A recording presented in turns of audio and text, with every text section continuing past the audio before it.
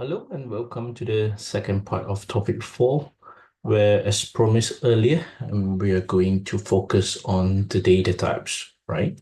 So, in this video, I'm a rabbit instead of a fox. Right, let me just quickly open the whiteboard as usual. So, I already have some example here, okay? But before we move on to discuss about what you have seen here, let's have a quick recap about what we have learned in the first part of topic 4. So in the first part of topic 4, if you still remember, we talk about the definitions of variables. We also learn how to create Java variables, and we also discuss about the rules of Java variable naming. Okay, if you still remember, I told you about how you can actually create Java variables, and there are three essential elements that you need to have. So let's take one example: integer x is equal to 5. So we can say here you have three different elements. The first one is the data type, which we are going to talk about in this video. The second one is the name of the variable, or we call it as the identifier. And finally is the value. So for this value, actually, I change the color to blue because I want to indicate that this is actually optional, if you still remember, right? Okay, so now if we look into this, then we know that data type is something essential when we want to create a Java variables. And there are lots of different types of data types, if you like, in Java. But mainly we can divide them into two. So you have the first one, which is a primitive data type. Okay. And the second one is the non-primitive, okay? Non-primitive data type. Okay? So some of the example of primitive data type will be, for example, byte, short, integer, long, float, double. These are all the primitive data type. Whereas for non-primitive data types, the most common one will be string that we're going to deal with quite a lot throughout our course here. Okay, so in this video, I'm just going to quickly show you some of the example or some of the commonly used data types for this subject, for problem solving and computer programming. Now, let's turn into the example here. Okay, so we have 1, 2, 3, 4, 5, 5 example here representing 5 different data types. So the first one here is integer, int. So this one stands for integer. Okay. So we know that integer, you have learned that in mathematics anyway. Integer is whole number that can be positive, negative, or zero, right? Or zero. These are all integer. Okay, before I move on, to talk about this one, let's move on to the data type first. So first is integer, and the second one is float, right?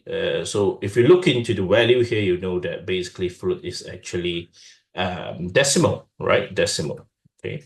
Or more specifically will be numbers that have decimal points.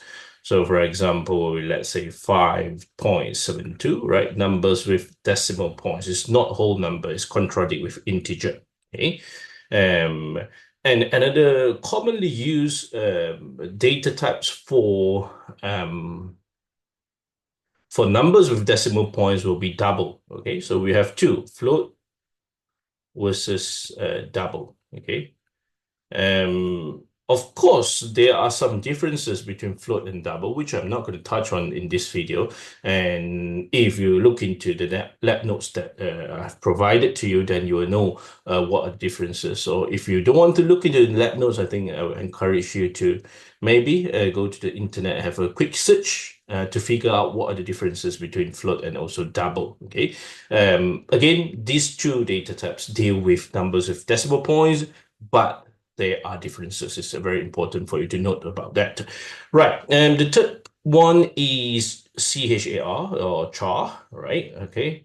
Char here stands for character. Okay, character.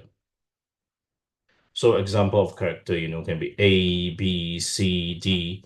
1, 2, 3, 4, 5 can become character as well, depending on how you're going to define them.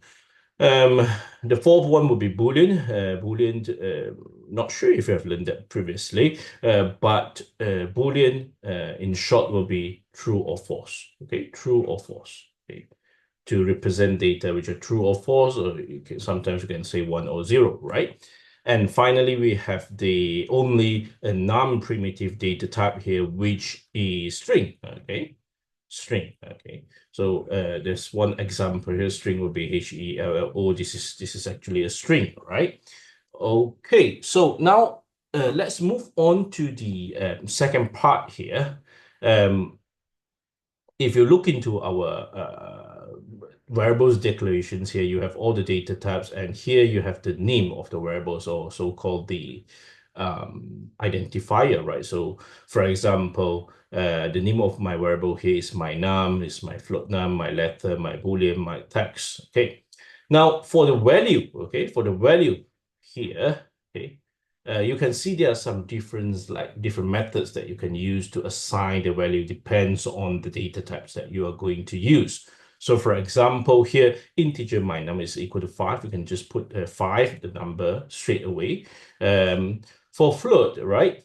My float number is equal to 5.99. You need to put F at the back of the number to indicate this is actually float, right? And for the character char my letter, you will need to put the single quotation. Okay, so single quotation. Now, if we look into our example here, I'm going to quickly show you one example. Now, for example, if integer my num is equal to 6, okay, so we know that this 6 is actually a number. I can also do char, okay, my num, okay, equal to 6, but if I want to have the 6 as a character, then what I will need to do here is I will need to put in the single quotation. Okay, right? I can also turn that into string if I like, or if my given task require me to deal with it in the form of string, then I can do string. Okay, my num. Okay, equal to double quotations, right? So you have seen these double quotations at the very beginning of class where you do system.out.println hello world, right? Within that hello world, you have that double quotation, right? So it represents string, okay? So this is how you, represent different data types differently, okay? So again, for a character, that will be single quotation. For string, that will be double quotations. And finally, for Boolean here, you just need to put in whether it's true or false, right? True or false. Okay. So through this very short video, basically what I want to introduce to you is the different data types that you're commonly going to deal with. Okay.